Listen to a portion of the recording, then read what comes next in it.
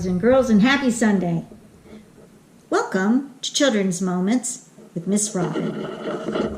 Today I have a story that is one of my favorites. It's called Seven Blind Mice, and it's by the author Ed Young.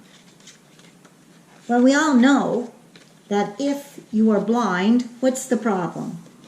You can't really see, can you? No. So this is how the story begins. One day, 7 blind mice were surprised to find a strange something by their pond. "What is it?" they cried, and they all ran home. On Monday, Red Mouse went first to find out, and this is what he saw. What do you think that is? I'm not sure.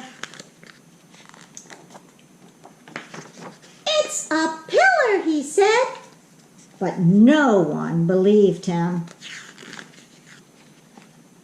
On Tuesday, Green Mouse set out. He was the second to go, and this is what he saw. What do you think, boys and girls? What is that? Not sure, but this is what Green Mouse thought it was. "It's a snake," he said. Oh, that is a pretty scary looking snake. But on Wednesday, Yellow Mouse said, "No." And this is what he saw. "It's a spear," he said. What do you think? Do you think it was a spear?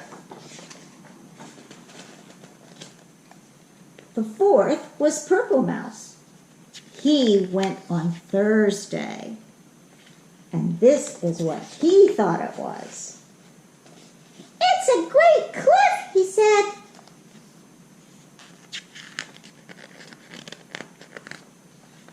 Orange Mouse went on Friday. He was the fifth to go. And this is what he saw. Oh, I'm not sure about that. You know, books try to trick us, so I'm not really sure what Orange Mouse is seeing. Can you tell? This is what he thought. "It's a fan," he cried. "I felt it move."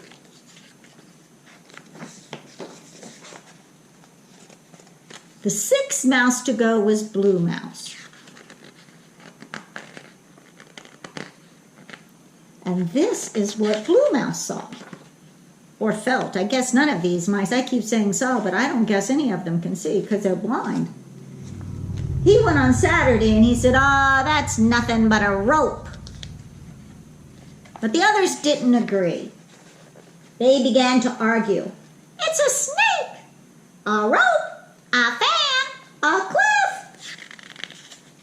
But on Sunday, White Mouse, the seventh mouse, went to the pond. When she came upon the something, she ran up one side and she ran down the other. She ran across the top and she ran from end to end. And this is what she decided.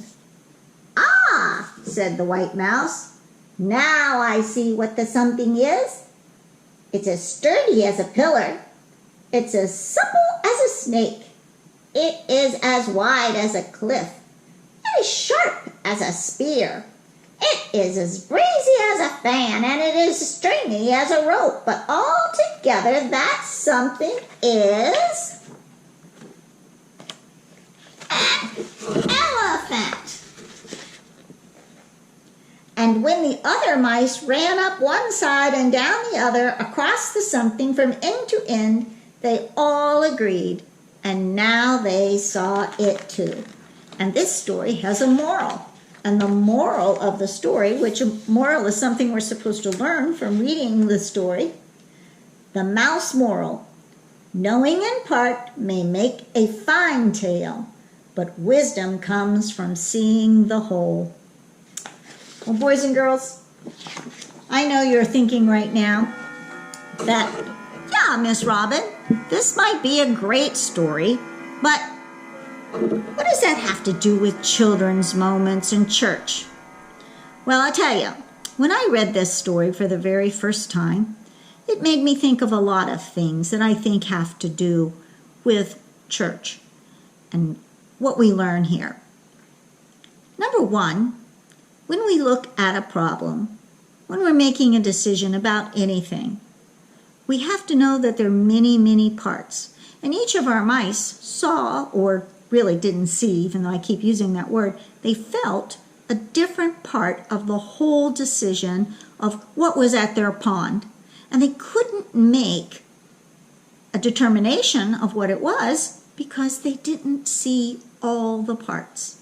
When we have a problem, when something's happening in our life, we have to be able to consider all the parts of the problem in order to make an accurate decision. And that's what White Mouse did. But this also reminds me of a story from the Bible. This story can be found in 1 Kings, the 3rd chapter, verses 7 through 12. And it says, "That night God appeared to Solomon, and he asked, 'What would you like me to give to you?' Now Solomon was the son of King David, and Solomon was going to be the next king. And here's the problem that Solomon had. He has been asked by God, 'What do you want?' And God's going to give him anything that he wanted. What would you say? What would you ask for? Would you ask for a new dog, new toys, great health? This is what Solomon asked for.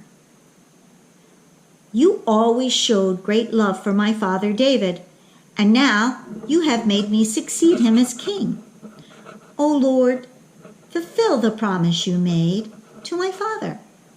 You have made me king over a people who are so many that they cannot even be counted. So give me wisdom and knowledge that I need to rule over those people. Otherwise, how would I ever be able to rule this great people of yours?' When God heard Solomon's answer, this is what he said. 'You have made the right choice. Instead of asking for wealth or treasure or fame or the death of your enemies, or even for a long life for yourself, you have asked for wisdom and knowledge so that you can rule my people over whom I made you king. I will give you that wisdom and knowledge, and in addition, I will give you more wealth and treasure and fame than any king has ever had before or will ever have again.'" So what did King Solomon and the white mouse have in common? Well, they were both wise. They knew they had to look at the big picture before they could make a decision. Let's bow our heads and pray. Dear God, thank you for these 2 wonderful stories and the many, many wonderful stories that help us learn how we should live to be as your people. Dear God, grant us wisdom, grant us knowledge, that we too can be like Solomon and be leaders of your people. Amen. Happy Sunday, boys and girls, and I'll see you next Sunday for another special Children's Moments.